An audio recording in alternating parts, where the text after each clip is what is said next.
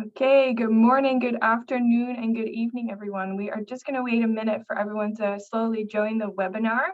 Thank you for joining today, and we're very excited to start in a few minutes.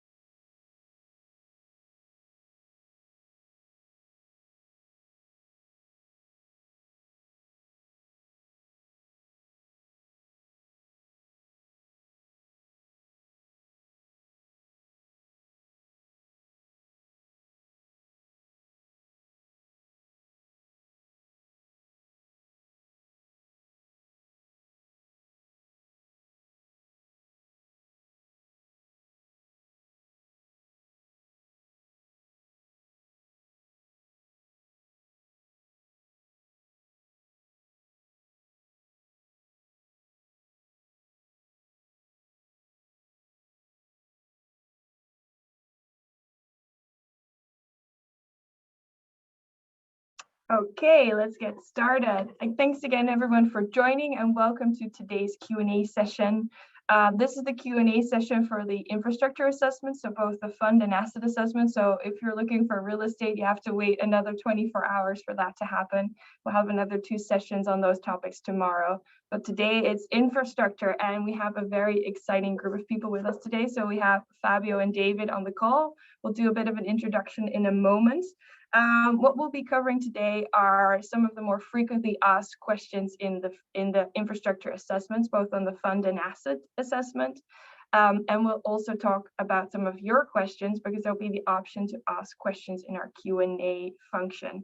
Fabio and David are on the call to answer these questions live, and hopefully we'll have some interesting discussion.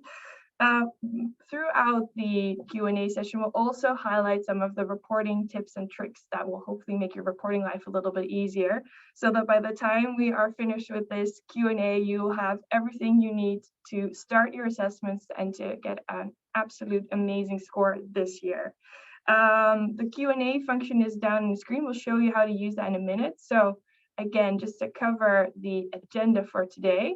So we'll first do a bit of an introduction to our wider infrastructure team. Then we'll cover frequently asked questions around access rights, managing assessments, evidence requirements, and how you can manage your response. Then we'll have an open Q&A session, and we'll talk also about some of the available resources to you that are already here on our website and on our help desk. So this is our infrastructure team. This is the amazing group of people that maybe you've already had a chance to talk to in the past. Maybe you've had a chance to talk to them on our help desk. We have Carabello, who's not on the call. We have Fabio, who is. Fabio, you may want to give a small wave and say hi. Good morning and good evening, everyone. Thanks, Fabio. We have Aurelian Reynolds, who's not on the call, but we do have David Tassadogh, and who will also give a little wave and a hi. Good morning, everyone. Thanks. Jos Blameyer is our infrastructure director. He's not on the call. And we also have featured Roxana Isayu, who is our chief product officer. Then there's myself, Katie Granneman. Hi, nice to meet you all. I am a manager in the member relations team. We have Trey Archer and Ruben Limebrook, who are not featured in this call, but you may know them already because they are our sales director and our head of APAC. So they might already be some of the people you've been in touch with in the past. So we'll show you very briefly how you can use the Q&A function. So in the bottom of your screen, there is this little button that says Q&A with 2 text boxes. Please use that one to ask your question. So you can already do that now. If you use the chat function, it's very difficult for us to see the questions. So the Q&A function is the way to go. And as I said, you can go through that you can already start doing that now, or towards the point when we actually have the open Q&A function. So without further ado, let's cover some of those frequently asked questions. And the first one we'll be talking about are access rights, because we get a lot of these coming into our help desk, or people email us and they say, hey, how can I, give access to my investors? How can I make sure that my users can access the appropriate functions in our GRESB portal? Well, we'll cover that here. And to start off with, we'll talk about some of those investor access rights. So a question we get asked a lot: how can I grant access, or how can I revoke access to investors? And Fabio, can you tell us a little bit what a good approach is to do that, and how you can find that in the GRESB portal? Right. Thanks a lot, Katie. Yeah, indeed. Every type of access rights, and starting now with investor access right, are under control of participants, meaning that there are completing the assessments, are responsible for deciding who can see your assessments and check your responses potentially, or can view your final results. So to answer your question, Katie, indeed, you are able to control this via the assessment portal in the portal of GRESB.com. So basically, once you will access it, you will see on the right-hand side the assessment portal section. When you open it, you will have then indeed the tab you saw before with all the entities, and then you can go on the manage the access rights. And in this tab that will be displayed in the second section, the one below, you will indeed, and you will be able to select this grant access to GRESB member. And there you will be able to select to whom you want to give access. You're also able to see if somebody had a request, and with that you will be able to say, oh, this is my investor member, for instance, let's say, so I will accept, and I will, decide that they are able to see the results, or I can even decline the access. It's important that if you don't make an action, the access will be remaining pending, and GRESB will not make a decision on your behalf. So that's generally speaking how it works. Great, thanks, Fabio. And it's really good to know that you can revoke that access at any time, right? Because if maybe your ownership changes and there's other people who need to get access, that you can simply revoke access to a previous investor member and pick that new one and make sure that the right people see the right things. Definitely. And another question we get asked a lot is around user rights, and that's maybe kind of tying into that, right? So how do I add or change or remove users? And maybe we can also in a minute talk a little bit about the different user types. Yeah, definitely. So access rights for users are a bit different from the one for investors, in the sense that users have the possibility, especially now that the portal is open, to go into your entity and to potentially help you and assist you in the reporting process. So indeed, account managers, which are the account managers of the entity, are able to invite new collaborator. That's how we call users, generally speaking, collaborators, because we do have 4 types of users. And again, like before, in the assessment portal, you are able, in the same section that we saw before, to invite a new user in case you want to. So you just go ahead, as you see here on the left side, you can invite your collaborator. You can decide which type of collaborator, and in a second we will see the difference among those different types. And you can invite a new user. The user will receive an email, and then we'll be able to help you in the reporting period with the entity. I think, Katie, if you move to the next slide, we can kind of try to understand the different access rights given depending on the type of user. Indeed, you will see that, well, if you want to have full control of the entity, you should, of course, and you're supposed to be an account manager. Account managers are the only one responsible, and they can submit an assessment and invite new users as well. But of course, depending on your needs, you will be able to invite users that will, for instance, just be able to edit your responses and potentially change some entity settings, but not able to upload evidence or documents for the management component, but also for the performance one. And of course, you will have also the possibility to invite an internal contributor, which do have the possibility of adding documents and such. So those are the different rights, and this table is indeed displayed in that section. So you will really be able, at a later stage, if you decide to invite someone to have a look at this. Thanks, Fabio. I think this is like one of our top 10 questions. So hopefully that will help some of you who have always been wondering about that.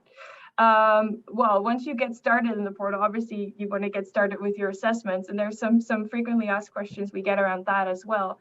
And one of those is the prefill. And Fabio, don't correct me if I'm wrong, but I feel like this is something that if you get this wrong, it's a bit of an issue to fix that again, isn't it? So it's yeah, important. right. Indeed, we received quite some questions already last year. So for participants that have been around for more than 1 year, or at least since 2021, you have the possibility to pre-populate the information that last year were present in your assessments into this year assessments. And that, indeed, you're right, Katie, can be done only once at the beginning of the assessment. So when you provide the intent, and then when you start the assessment, as you can see here at the very end, you have this option. And if you select no, unfortunately, you will not be able to change this option at a later stage. So it's really important that if you really want to prefill the information, you choose carefully when it comes to this question before starting the assessment. Great. So everyone pay attention if you haven't started yet, that you need to keep an eye on this one if you've completed an assessment before. It's a really good one. All right. And another one we get asked a lot is around asset grouping. So some assets that, exist across the world, should they be combined into a single assessment, or should they each be reported separately? Because I can imagine if you have, say, a portfolio of wind farms, that can be quite a bit of a burden to complete separate assessments for each of those. So what's the recommendation on that? Right. Well, of course, the final recommendation always depends on the needs of the client and of participants and what they are supposed to report. But generally speaking, there are a few characteristics that are needed to group assets, and there is a very straightforward explanation.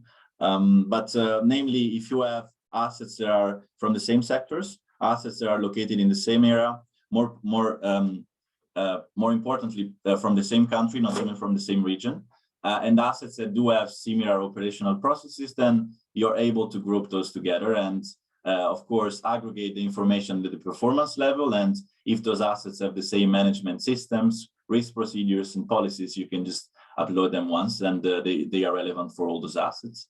And well, the reason why we always recommend to aggregate different assets only if those characteristics are present is because those will influence the materiality outcome. And some of you may be more familiar than others with our concept of the materiality.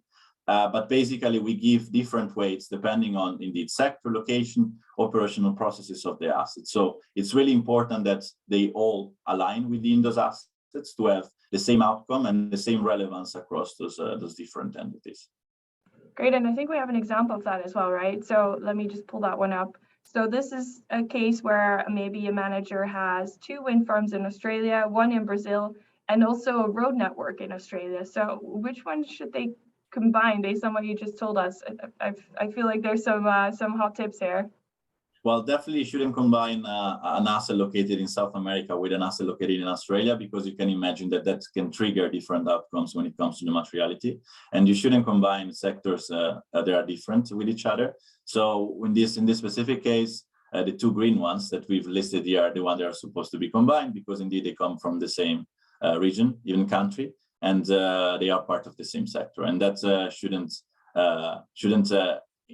shouldn't in turn have like outcomes that are different across of them and have different relevance. So that would be the general thinking. Great, thanks, Fabio. That's very helpful. So everyone, hopefully you're paying attention. If you have specific questions around the situation, you're not entirely sure whether to group them or not, you can always reach out to our help desk team, because we do get a lot of individual case-by-case situations. So don't hesitate to talk it through with us. So maybe this is a good tip from David's side. So David, do you want to maybe tell us a bit about templates? Because I feel this is something a lot of participants maybe are not familiar with, but is actually something that's a bit of a hack if you have to combine or have to report for multiple assessments, right? Yeah, indeed. So as you just mentioned, it's a useful feature which our portal has, particularly for those who want to report across multiple assets. So this is traditionally the case across fund managers who want to help their various assets reports, or for operators. And effectively, what this does is it allows you to create a template of an assessment and then apply it across multiple entities of your choice. So the way that you can get to that point or get to that feature is click on this Manage Templates, And on the next slide, you will see the instructions around how to create one. This blue banner just underneath here takes you through the steps of how to actually apply it. And again, it's a really cool feature, particularly for those who apply very similar policies and let's say risk assessment techniques across their portfolio and just want to save some time. So useful trick here, and a question we get pretty often. So yeah, exactly. And I can imagine with the example we just looked at with assets grouping, if maybe you're doing separate assessments for the wind farms and the road network in Australia, but they do share maybe a policy around governance in some way or another. This could be a way to template that across, right? Correct. Yeah. Oh, that's going to save hopefully some people some time there. Great, thanks, David. Maybe some other question we get asked a lot is around grace periods and grace first year participants, right? But what can participants do? Can they still change it? Can they use it later on? Fabio, maybe you can give us some insights on this. Yeah, definitely. So the grace period is a very useful feature for, well, of course, new participants that are still trying to understand and properly capture the ESG performances in data collection. So they may not have scores that fully reflect or are where they would like to be in terms of ESG performances. And to answer your question, indeed, you have the possibility to select that at the beginning of the assessments. You may remember that we saw the slide of the Prefill option before. There you also have the possibility to say, if you are a first-year participant, to select the grace period or not. But you're able to change this throughout the reporting period. And well, potentially even, and we can help you with that even later. Of course, once the results are final, like we cannot change this option anymore. So please, if you then decide that you want to either turn it on or turn it off, you should just communicate that in advance, and there is a strict deadline, but you are still able to change this option as of now. And Katie, I think if you go to the next slide, maybe we can see it a bit more. Right, so indeed, this is the same page that we already saw before. Again, assessment portal. Here we're looking at a specific entity, and on the more section, you will see that there is these data sharing settings, and there you're able to vision that option. You see here, in this case, for this example, it was selected to no, and you could change it to yes and update those settings. And well, those will be reflected. And as I was saying before, you still have time to change this option in case you want to. Great, thanks, Fabio. And maybe it's always good to reiterate this only applies to first-year participants. So if you've already done a GRESB assessment, you can't go back. So it's always good to. I get this asked a lot as well. People are like, can I use it in my second year? So no, it's just first years. Sorry.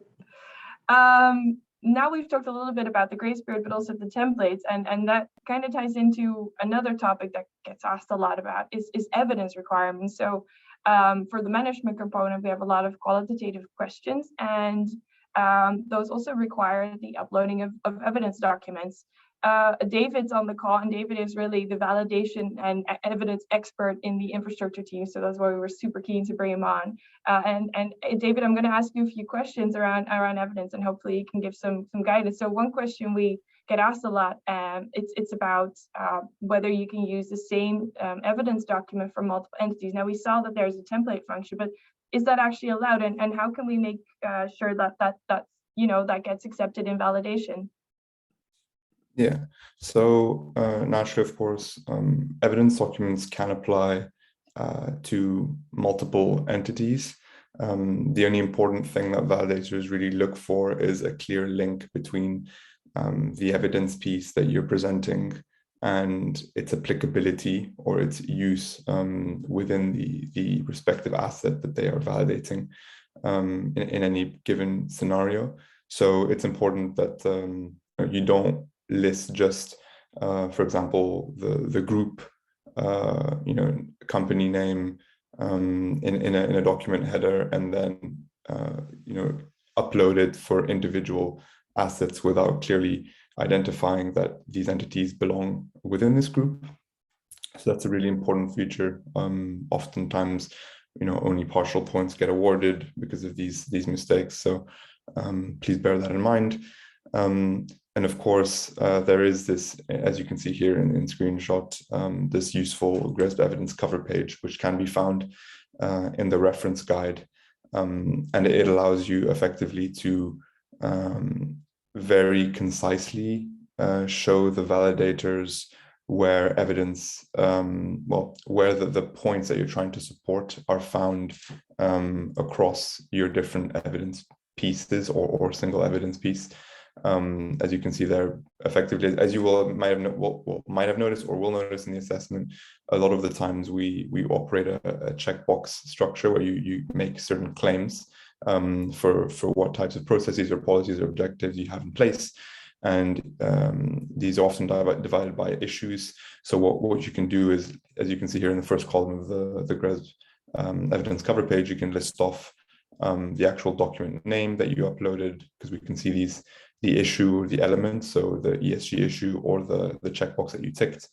And then in the third column, you can list off the location. So that's usually a page number or a few keywords that you want validators to look for. And this really simplifies their lives, and in doing so, for the validators that is, and in doing so, you also, more or less guarantee yourself to not have any important information that you should have received points for being missed out. So it's just it's a good practice to keep in mind.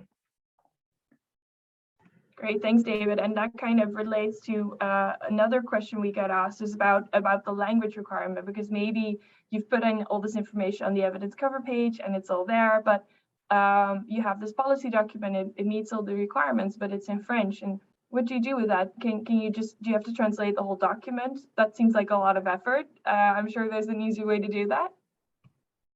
Yeah.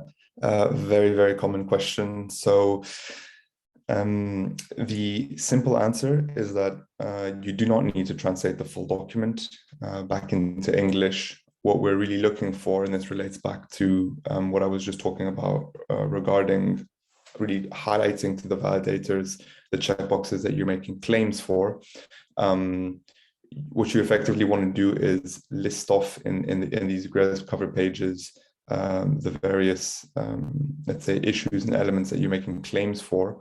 Highlight on what page they are on, and then make a small translation that supports where, or you can make an actual direct translation verbatim of the issue in your language and what it equals in English, so that validators can basically go ahead and make sure that for all the points that you've ticked, or that you've checkboxed in the assessment, that they're supported in the evidence. So again, no need to translate the whole document, just point out to the validators where the relevant information is in the document and translate those parts into English. Okay, great. I hope that's another time saver for a lot of you. I already see there's a few questions coming in. Please go ahead, just pop them into the Q&A function. We'll get to that in a moment, but you can already put those in now. We have a few more frequently asked questions that we'll be going through before we get to the Q&A, but doesn't stop you from already asking those questions, so please go ahead. So maybe another tip and trick around evidence. David, do you want to go through this very briefly in its stage? So let me know when you need to go to the next one, and I'll click through it. Yeah, sure. So in terms of evidence tips and tricks, as you can see here, and some of these I already pointed out, but it's good to summarize them. You want to make it easy to find the right section or paragraph. So in these GRESB cover pages that we just went through, you really want to indicate the relevant pages by indicating page numbers. And this evidence page, this evidence cover page tool is really your friend. So make use of it to add references. And if we go to the next bullet, you only really want to translate the relevant parts, so don't go through the effort of translating the entire document, just the parts that have to do with the checkboxes that you're trying to support and the specific text around that. Make it clear that the documents apply to the entity. So as mentioned earlier, don't refer to group level documents without making it clear in that evidence document or as part of the supporting text that goes alongside it that it applies specifically as well to the entity, or the relationship between the entity and the group. And then lastly, you want to make sure that you check evidence requirements in the reference guide. So look at the validation sections that support each of the indicators. And needless to say, as mentioned earlier, if you do choose to prefill all your answers from the prior year, it's really important that you still consider what the validation requirements are. So the pre-filling does not consider the new validation rules that were applied this year. So it's always important to consider those before submitting and making sure that your evidence is still relevant. Yeah, that's a good one, David. Thanks for that. Hopefully that's helpful. And we see so many questions come in, not just obviously during the reporting period, but also when the preliminary results come out. So to save everyone a lot of time and hassle, we thought it would be good to just really emphasize some of the things you can do to make your life as easy as possible around this as well. Thanks for that, David. So the last part of our frequently asked questions section is around how you can manage your response. So you've set up your assessment in the portal, you've added your users, you've maybe added a few investors already, but now you actually have to complete the assessment. And there's maybe a few questions around that as well. And one of them we get asked a lot. So Fabio, maybe you want to pick this one up, is around which indicators do you actually need to complete? Because there's a lot of indicators, especially in the performance component, that require quite a lot of quantitative data. Do you have to go through all of them? Can you skip some? Do you lose points if you do? Yeah, right, Katie, thanks. Indeed, that's a question we do receive a lot, and it's happened already to get it a few times this year. So before I was explaining to you the idea of the materiality, meaning that not all indicator may be relevant for you depending on your entity. And what I mean with that, I mean, well, depending on the sector of your entity, the location of the entity, and the scope of service as well of the entity. So a good way is, well, first of all, what we always recommend is when you start an assessment, please complete the entity and reporting characteristics first, because by filling in those information, then you will have a full materiality outcome. And with that, you will be able to see which indicator are deemed relevant. And what I mean with that, well, I mean indicator that have, as you see here, like for WT1, medium or high relevance. For those indicators, you're supposed to report information and you're supposed to track the ESG data within that. And of course, medium and high relevance indicators do contribute to your final GRESB score. And well, in this case, this is a really good example. You see the first one as an outcome. So WT inflows and withdrawals is deemed as medium relevance based on this entity reporting characteristics. And there is a maximum score that you can obtain if you decide to report here. But in the second case, the indicator actually has no relevance. So of course, here you have to say if you want to report or not here. But if you decide not to report here, this will have no implication in your final score. So a good practice is indeed when you go through the assessment, or even before just seeing the materiality outcomes, seeing what is supposed to be relevant or not, and then from there you can kind of have already an idea of what you are expected to report within the assessments. Of course, we do have additional documents. I guess Katie will touch base on this later on, but we do have also a hard document, an Excel version of this materiality, where you will be able to see the indicators that, depending on your characteristics, again, you're supposed to provide information. Thanks, Fabio. And I think it's like one of the best features personally in the infrastructure asset assessment, and it really saves you a lot of time if you wield it properly. So good to keep an eye on that. And it's great to see that that's visible in the portal as you go through. Now, around quantitative information, another one what we see quite often is what you actually need to report. So maybe you can also tell us a little bit about this table. So I see a lot of boxes. Which one should I definitely fill out, and which ones can I kind of ignore if they don't apply? Right, yeah, quite some information here, I would say. But generally speaking, yeah, well, for these tables in the performance component, you are indeed expected to report quantitative information. Well, in this case, you are supposed to track water inflows and withdrawals. You will see that, well, some of these cells, you cannot touch them, like the previous year performance is just information that is prefilled from last year. And actually, I was seeing a question in the Q&A section and regarding, again, the prefill. Well, here in this table, the previous year performance will be present regardless of the prefill information you select. Of course, you need to have a previous year assessment to have somehow information traced back, but our system is smart enough to recognize what you reported last year, and to make sure that this is previous year information in this current year's assessments. But regarding what you're expected or supposed to report here, you will see like those cells have different headlines and boxes. Like the one with this green headline, they are mandatory cells. And mandatory cells are normally speaking around all the performance components present only for the reporting year, but not for targets. So not for short, but also not for long-term targets. Of course, if you report information for future year target, you then also will have to report an year for those targets. Otherwise, there will be an error in the system. And by the way, something that we didn't mention is that on the right side, you will see if you're missing something for a specific indicator, an error will pop up, a window on the right side. And of course, that will require you some action before you can proceed or eventually submit your final assessment. So indeed, those were the mandatory cells. And all the other one, the one that have no highlights are optional cells, meaning that, well, you can report on them. If you don't report on them, it's still fine. You may miss some points, and I'll touch on this in a second. But if you decide to report, of course, then you can fill them in. And if you, for whatever reason, don't have this information, or let's say you don't have long-term targets and you don't report anything, you will not see an error. You will still be able to proceed your assessments and eventually submit. And the one that you see in light blue, so those are only, well, those are the metrics for the total water withdrawals in this specific case, but of course they change based on the indicator you're looking and you're reporting in that specific moment. Those are the scored cells. And we do, as GRESB, we do provide a lot of information on our scoring. So we try to be as much transparent as possible when it comes to this information.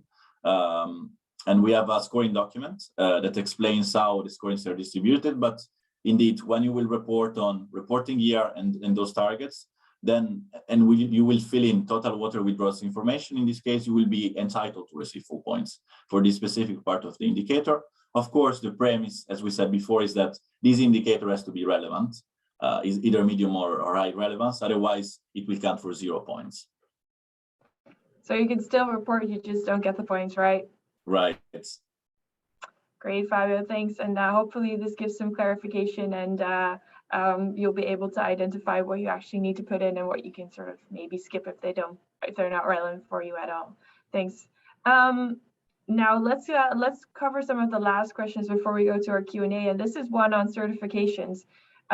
So maybe you have a really nice ISO certification as an organization and you want to report that, and you go to the certification awards section, but there's no ISO. David, why is there no ISO in certifications? Can you tell me? Yeah, another classic question. First of all, it's all about really distinguishing how we as GRESB view the difference between management systems and building or physical asset certifications. So, and then I guess also differentiating how we reward efforts made on both of these ends. If we start with ISO, so management systems such as ISOs revolve around a company's ability to have implemented a robust system that governs operations at the organizational level. So the traditional approach, as many of you may know, is to apply a plan, do, check, act model. As is very common with the ISOs, so whereby a company will actually establish objectives and processes necessary to deliver on an organizational policy. They will then implement this process and monitor and measure these, as well as look at progress against certain commitments that they've set. All the while, they'll take actions along the way to continuously improve these operations. And for these efforts, points are actually awarded in the management systems indicator of RM1 in the asset assessment. However, on the other hand, this indicator CA1 looks to actually reward entities for certifications that don't necessarily apply at the organizational level, but rather at the physical built asset level.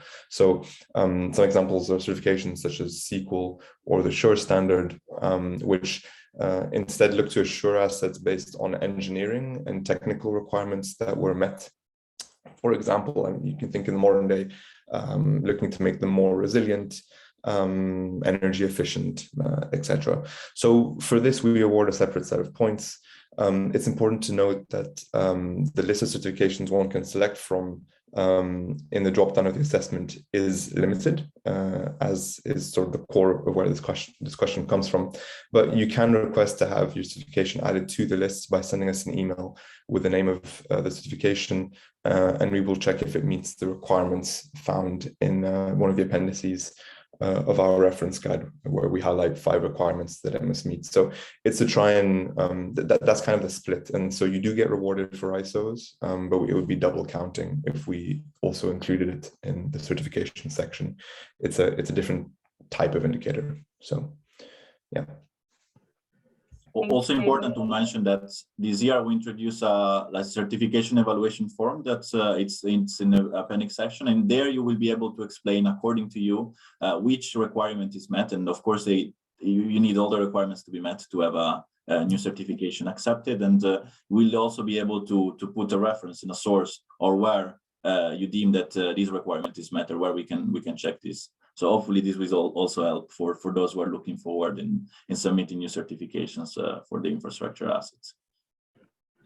Thanks. So we look forward to your submissions, I'd say.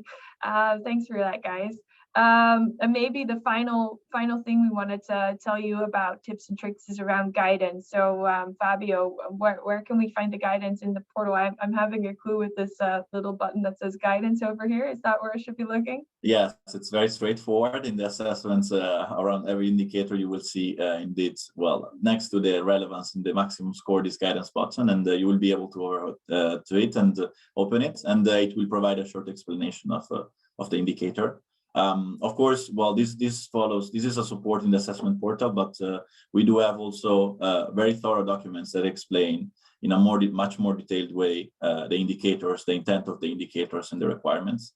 And those are part of our reference guides documents that we do have.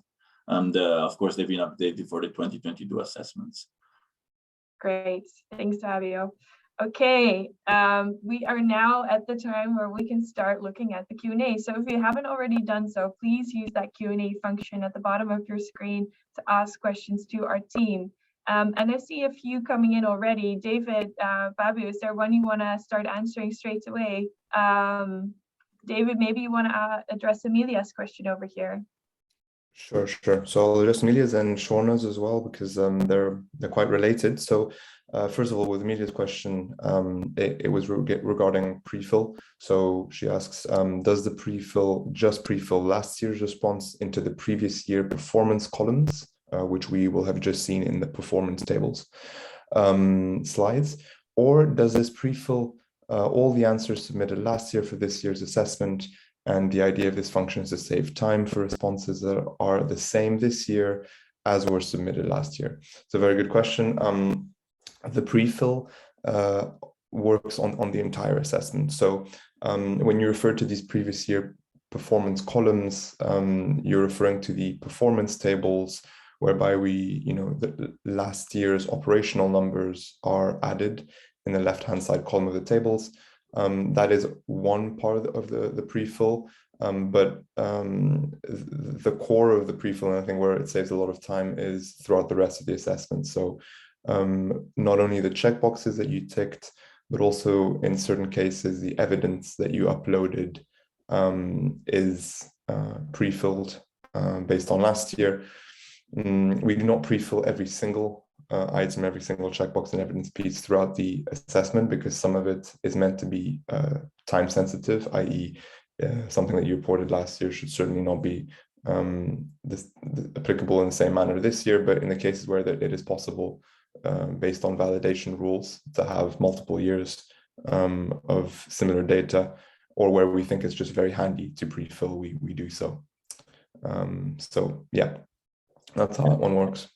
If I can jump in 1 second, David, because another question we do receive a lot is, but how do I know what's supposed to be prefilled or not? Well, again, the reference guide documents can help a lot. And in there under each indicator and under the requirements section, namely, you will be able to see what's supposed to be prefilled or not and which indicator is prefilled. So that's also a very useful tip and thing to look at when especially you're going through the reference guide documents. Yeah, and again, naturally, as mentioned earlier in the session, if anything has been pre-filled, it's good, and it surely will save time, but make sure to always review the validation requirements as they are there, and updated this year.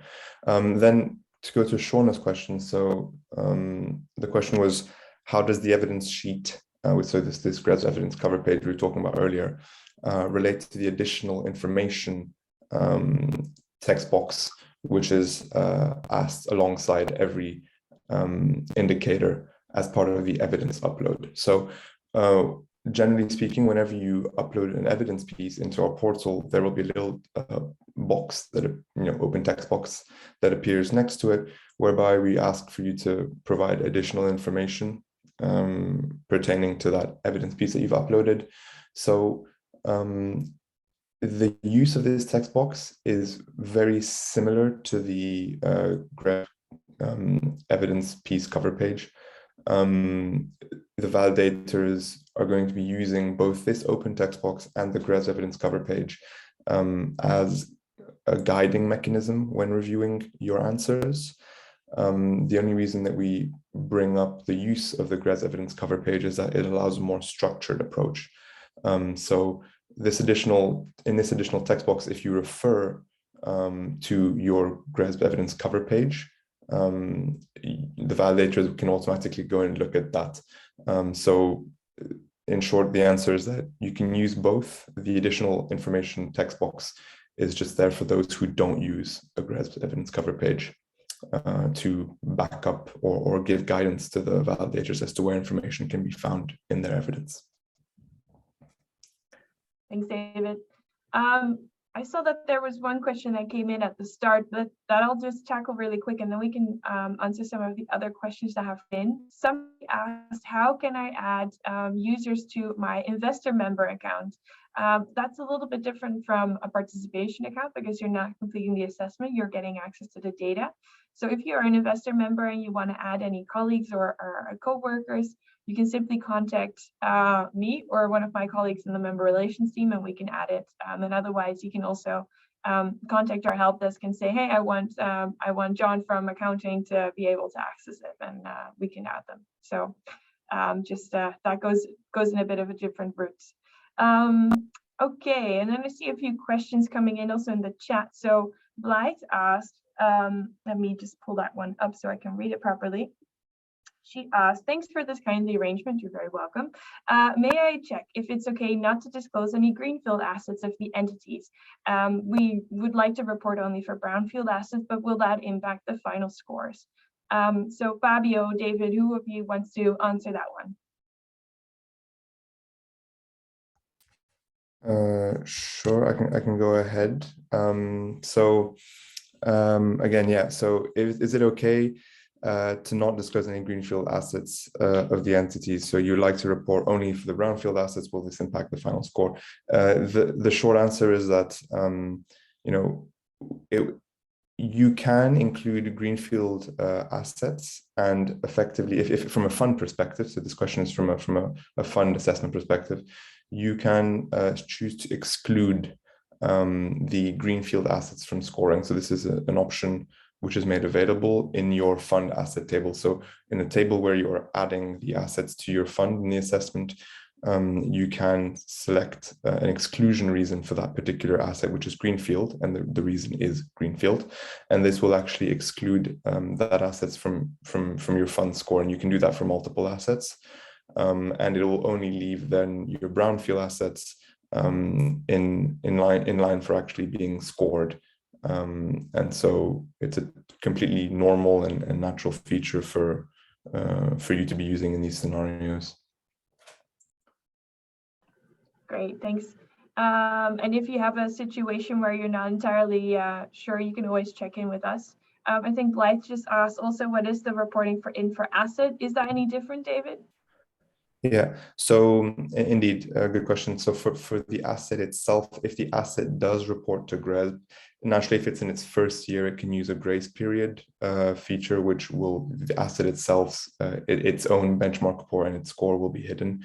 But if the asset is greenfield and it chooses to do the asset assessment and does not select a grace period, to use the grace period, then it will get a benchmark report, and that benchmark report will be made available to investors.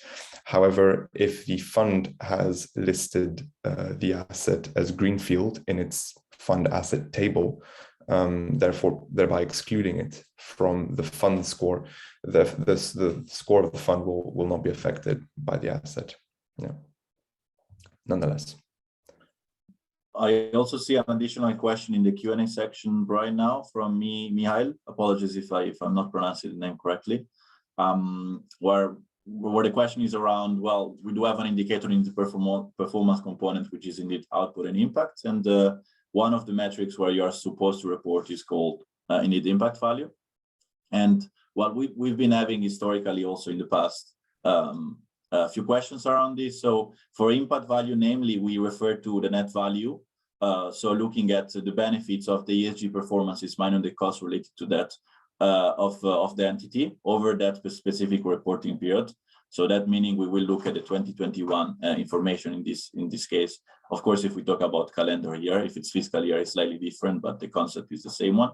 And well, a good way to look at a bit more in detail about this impact value is to look at one of the references we listed in there, and one of the supporting resources, which is indeed the SROI guidance, where they do provide, and it's provided some definition around how you can calculate and measure impact value, which is basically a guide to social return on investments. Also, I want to emphasize that for that indicator specifically, that metric is non-mandatory. So of course, if you have any process or system is in place where you're able to calculate the impact value of the entity, well, then you are able, and you are very much welcome to report in there. But if you don't do it, that's also fine, and that will have no main implications on your score. Mihail, in the answered section of the Q&As, I just added the reference which Fabio was talking about, the hyperlink. And of course, if you have additional questions or more detailed question in this case, you can always contact us, and we'll be able to provide more information. And maybe this is a sort of tie-in from my side. Is this something that is this investigated in the roadmap for the next couple of years as well, that you guys have been working on? Definitely, very good question, Kate. Indeed, we're working a lot on future improvements, and impact value especially. It's one of the sections also we want to look at together with the all output and impact indicator. But we'll provide more information in a timely manner, and when it will. One more work around this indicators will happen. Thanks, Fabio. We have a little more time. If there's some more questions in the room, please just use the opportunity to ask our team now. Perfect timing. Someone's just asked a question. If the pre-filled data is incorrect or needs to be changed, will that impact the previous year's score or only the current reporting year's score? David, I think you want to answer that one. Go ahead. Yeah, so it will not. So effectively, your scores from last year are permanent and set in stone. So you don't need to worry about changing incorrect data from this year and it affecting previous years. Great, that's very hopefully helpful. Again, this is your chance. Ask your questions now. David and Fabio are happy to answer them, and if we don't know, well, I don't know who does. Maybe Aurelian.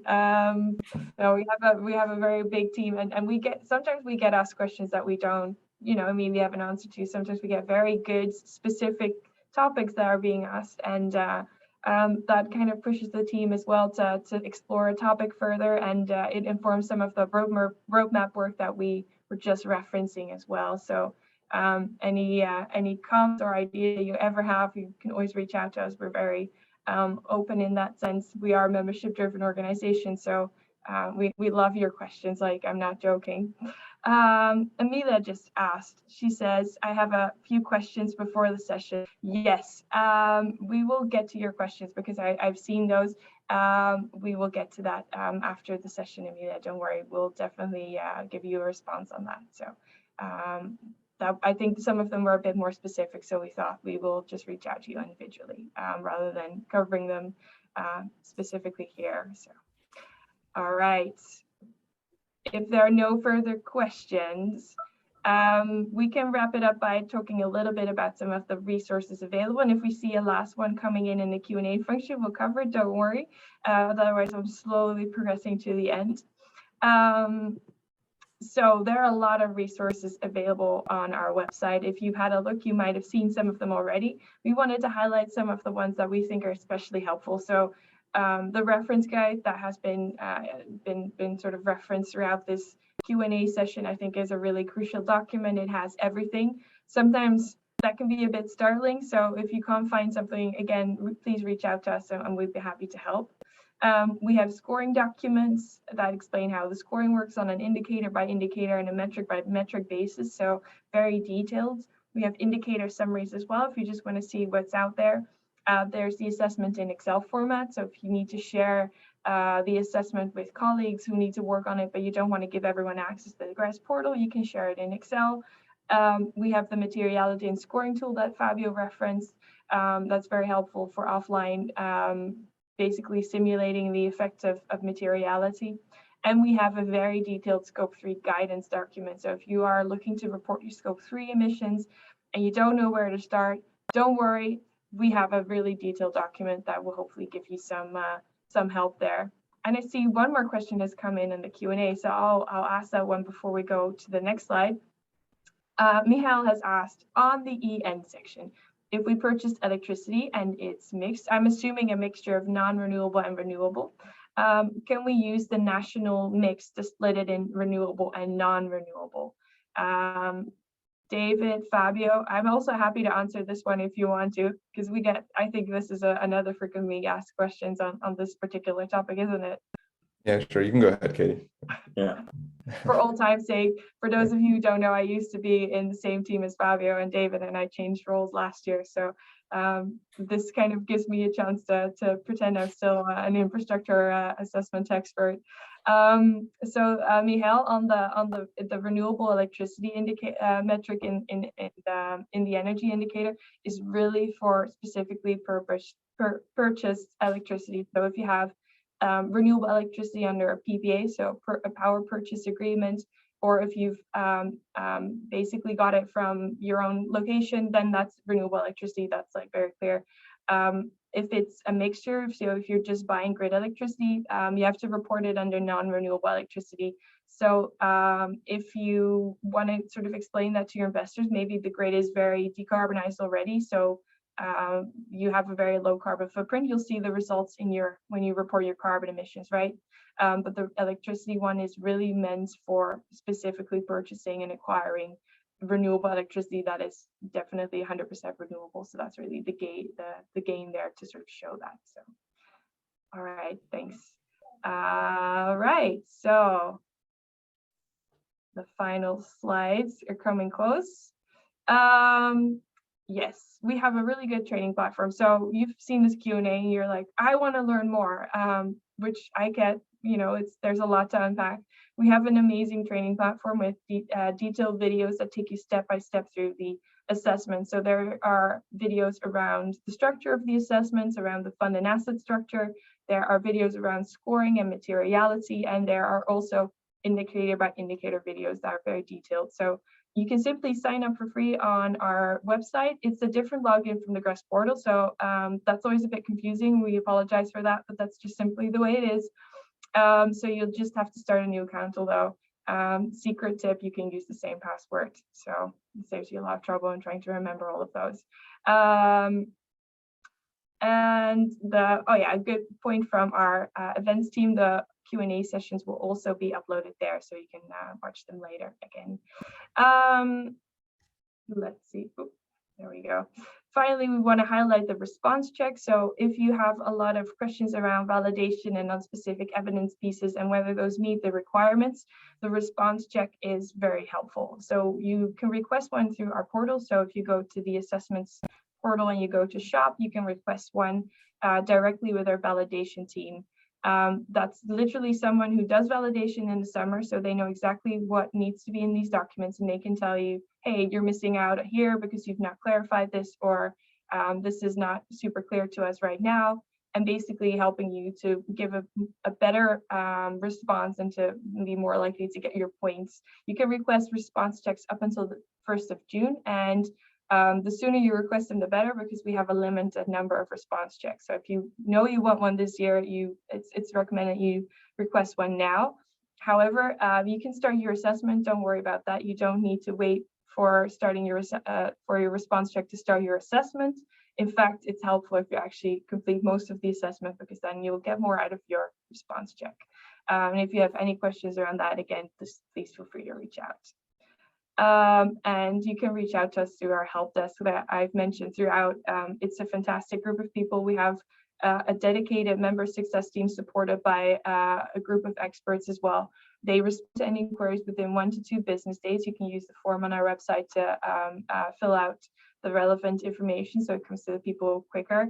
I always say, please contact the help desk for technical questions rather than emailing us directly, because I am not always 100% on top of my emails, but the help desk team is. They're much faster than I am. So if you want to get an answer quick, they're the people to go to. So, and then just a reminder of the timeline. So we've just opened the portal. The response check request deadline is on the 1st of June, and then we're going to be starting validation very shortly after. Final submissions done by the 1st of July, followed by more validation and scoring, and then on September 1st, you can expect your preliminary results available in the portal. So these are your benchmark reports and your scores, and you can request you can ask us any questions around those. You can ask for a review period request, which I'm not going to go into now. It's on our website, and give you some time to review all of that. And then the final results will be available on October 1st, and those are final. So I hope you are all ready after this Q&A session and excited to start your GRESB reporting. Thank you very much for your time today, and we look forward to seeing all of your submissions coming in the next couple of months. Thank you. Okay. Katie, there's one last question in the Q&A, which I think wow. you can answer. So yeah, we'll just answer that one and then wrap it up. Yeah, so the question was, is from me, is Scope 3 emissions going to be scored or mandatory in the future? And I believe Scope 3 is currently optional to report. So indeed, Scope 3 is currently optional to report. And it is not scored. So we score the metric which is called net GHG emissions, and that covers Scope 1 and 2, but not Scope 3. In order to answer your question, I mean, we obviously are considering it, making Scope 3 mandatory and making it part of scoring in the future. But we need to move with the industry, and currently the whole standard around recording Scope 3 in a standardized way across all these different infrastructure asset classes is a little bit messy, a little bit murky. And so it's definitely part of the discussions with our working groups and our foundation board to look into this in the near future. So I cannot answer when it will be scored, but I'm pretty certain that in the not too distant future, it's something that's going to be expected by the industry. And seeing as we are by industry for industry, we will incorporate this into our standards. So yeah, I can't give you an exact date, but that's that. So with that being said, Katie, I'll go for a second round of saying thank you everyone for joining us. I believe that was the last question that came through. Again, if you have any other questions, as Katie mentioned, please send them across on our contact form, and we'll be able to assist you as quick as possible. Thank you, everybody. Bye. Thank you. All right.